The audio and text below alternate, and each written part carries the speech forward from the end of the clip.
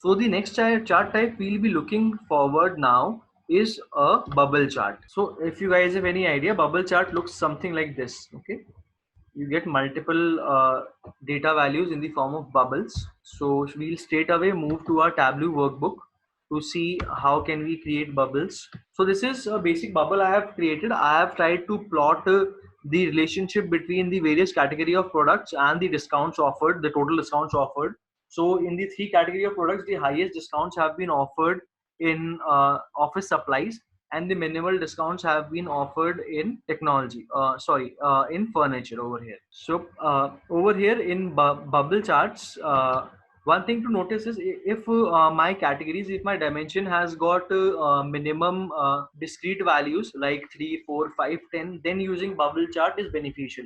But if my dimension has got multiple values like more than 20, then using bubble chart doesn't make sense, because then the view of the entire visualization becomes quite shabby. We'll see this each in detail. Let me remove this and let us create a bubble chart from scratch.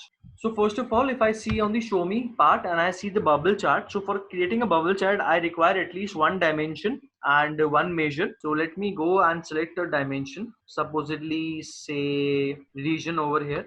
Okay, region is the dimension I have selected, and I would like to see the sales in each region. So by default, it has came up with this horizontal bar, but I would like to go for these packed bubbles or bubbles. So it shows me just looking at the size of the bubbles, I can see that the west is giving me highest sales and south is giving me minimal sales.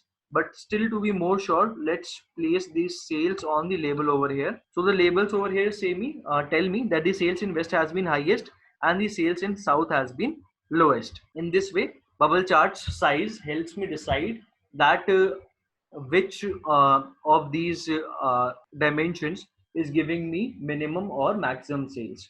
So over here in bubble charts, these circles, they represent the dimensions. The size of these circles, it represents the dimension which they are representing, that is the sum, and this the size represents measure. So over here, if I say these bubbles, no, basically these circles, they'll represent dimension. I have got 4 dimensions in region, so these for corresponding to these 4 dimension within this region dimension, I have got 4 categories. So for 4 categories, I have got 4 circles, and the size of the circle is representing my measure. So we can say that in a bubble chart, the count of the circle represents the dimensions. The circles represent the number of circles represent the dimensions, and the size of the circle represents the measure. So over here, the number of circles is representing my region, and the size of the circle is representing my sales. Now over here, since my the number of values I had in my dimension region were less, so bubble chart was good. But instead of region, had I had a category which had too many values. So let me remove all of it and take a category which has got too many values. So let me take subcategory. Okay, I have taken subcategory over here. Now I am taking sales over here.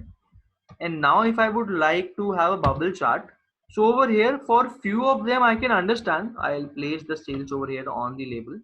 So for few of them I can understand, like say phones or chairs, they are giving me the highest profits. But others, these ones are not visible. They are like, I'll have to point it up and I'll see the sales of these. So in case you have got multiple category multiple values in your dimension, then using bubble chart is not efficient.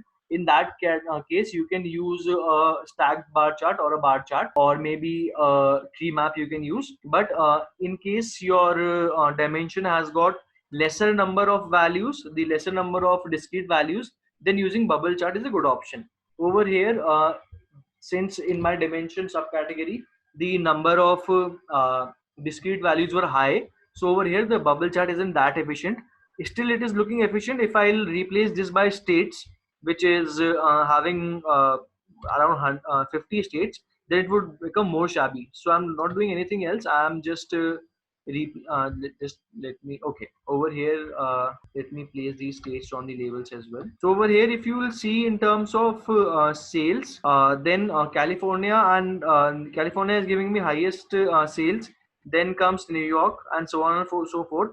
and there are multiple states which are so small that I don't get to see their names. I'll have to point them out. So in case my dimension is having so many amount of so many discrete values, then using bubble chart is not an efficient way. So in this case, it's better to use a stacked chart, or since it's a location, I can also use a map or maybe a simple table. So I think by now it's clear to everyone that in what cases we have to use bubble charts, and in what cases it's a good decision that not to use a bubble chart.